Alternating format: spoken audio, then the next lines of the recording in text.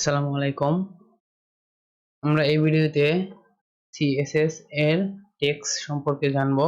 Text colour, text line, text decoration, text transform, text spacing, text shadow ইত্যাদি ইত্যাদি সম্পর্কে আমরা এই ভিডিওতে জানবো। তো আমি এখানে প্রথমে একটা বক্স নিতেছি,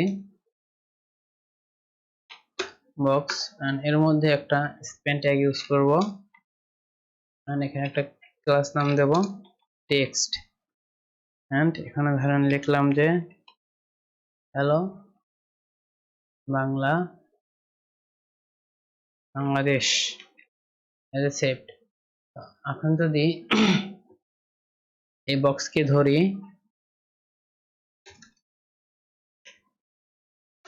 আমি এখানে প্রথমেই একটা ব্যাকগ্রাউন্ড কালার দেই, এটা ব্লু ভায়োলেট সেভড। তবে এখানে একটা মার্জিন ইউজ করব না, তবে এখানে আমরা একটা হাইট ইউজ করব, ধরেন 100 পিক্সেল এজ এ সেভড। এখন ধরেন যে এই যে টেক্সট আছে, আমরা টেক্সটকে কালার করব। আমরা এই ক্লাস নামটাকে আগে ধরবো এন্ড এখানে যদি আমরা কালার আমরা বলে দেই যে কালার ধরেন ইয়েলো, তাহলে কি লেখাটা ইয়েলো কালার হলো। আর আমরা যদি এখানে বলে দেই যে রেড, তাহলে কালারটা রেড কালার হলো। তো এটা তো গেল আমাদের কালার। তো টেক্সটটা এখানে মাঝখানে বা ডান পাশে তো আমাদের নেওয়ার প্রয়োজন হতে পারে, কালারটা থাক। আমরা যদি এখানে এখন text line ALIGN text line যদি আমরা সেন্টার করি, তাহলে দেখেন কি হয়, লেখাটা মাঝখানে যাওয়ার কথা, তবু আমাদেরকে এখানে একটা সরি উইডথ দিতে হবে, ধরেন 300 পিক্সেল। ওকে, টেক্সট লাইন সেন্টার, তবু মাঝখানে আসে নাই, কেন আসে না দেখি না। রাইট করলে কি হয়, লাইন রাইট,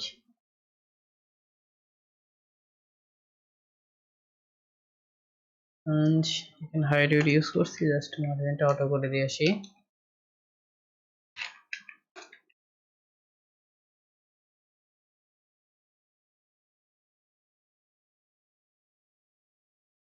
সেখানে যদি আমরা এইচ ট্যাগ ইউজ করি, ব্লক ট্যাগ, তাহলে কি হয়, তাহলে এই যে কাজ করতেছে। ওটা হচ্ছে আমাদের ব্লক ট্যাগ ছিল না, ইনলাইন ট্যাগ ছিল, তাই উনি এই ডান পাশে জায়গা ছেড়ে দিয়েছিল, কিন্তু আমাদের ব্লক ট্যাগ এটা ইউজ করলাম। এন্ড এখানে আমরা ফন্ট সাইজটা যদি একটু ইউজ করি, তাহলে দেখতে পাচ্ছেন যে এটা একটু ছোট করি, 15 পিক্সেল সেভ। তাহলে দেখেন যখন আমরা টেক্সট লাইন রাইট করছি, তখন লেখাটা ডান পাশে চলে গেছে। যখন আমরা সেন্টার করব, তখন এটা মাঝখানে আসবে, এন্ড যখন আমরা এটা লেফট করব, তখন এটা বাম পাশে আসবে। তো এটা মূলত সেন্টারে রাখি।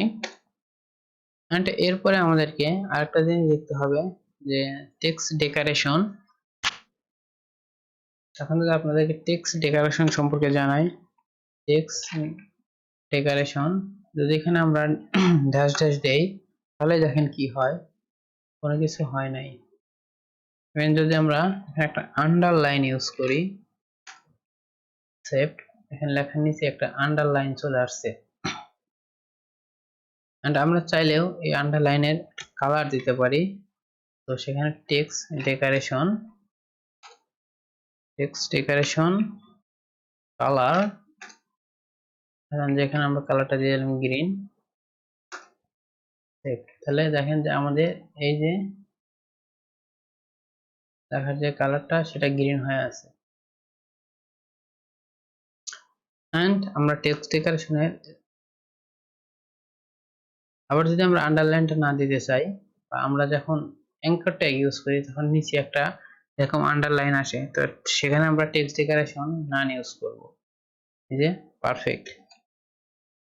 এন্ড এখন আমরা যদি আবারও দেখি যে ট্রাই টেক্সট ট্রান্সফর্ম, কিভাবে টেক্সট ট্রান্সফর্ম করতে হয়,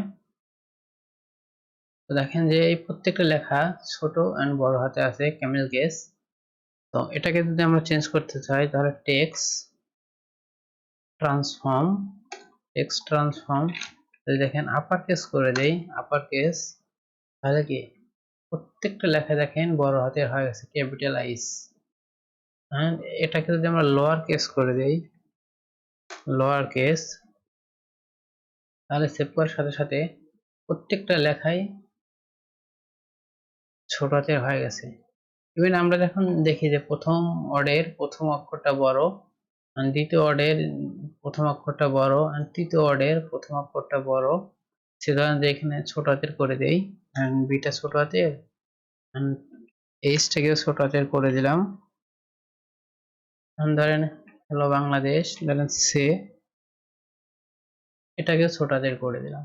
এখন আমরা তো জানি যে প্রত্যেকটা ওয়ার্ডের প্রথম লেটারটা বড় হাতের হয়, সেখানে যদি আমরা এই লোয়ার কেসের কাছে যদি ক্যাপিটালাইজ করি তাহলে দেখেন কি হয়, সেভ করার সাথে সাথে দেখেন হ্যালোর প্রথম অক্ষরটা বড় হাতের, বাংলাদেশের প্রথম অক্ষরটা বড় হাতের, এন্ড সে তার প্রথম অক্ষরটা বড় হাতের। এই ছিল টেক্সট ডেকোরেশনের মানে টেক্সট ট্রান্সফর্মের কাজ। এন্ড আমরা এখন দেখব যে লেটার স্পেসিং বা, তো দেখেন এই যে লেখাটা আছে এখানে আমরা আরেকটা কাজ করতে পারি, সেটা হচ্ছে ওই লেখাটাকে একটু স্পেস দিতে পারি। সেক্ষেত্রে আমাদের কি বলতে হবে, লেটার স্পেসিং এ যদি আমরা 20 পিক্সেল ইউজ করি তাহলে দেখেন কি হয়, লেখাটা অনেক বড় হয়ে গেছে। আসলে 20 পিক্সেল না, আমরা 5 পিক্সেল দেই, দেখেন প্রত্যেকটা লেটারের মাঝে স্পেস নিচে 5 পিক্সেল করে। এন্ড এটাকে যদি আমি 8 পিক্সেল করি তাহলে দেখেন যে প্রত্যেকটার মাঝে লেখার মাঝে 8 পিক্সেল করে স্পেস করছে, মানে জায়গা ফাঁকা করছে।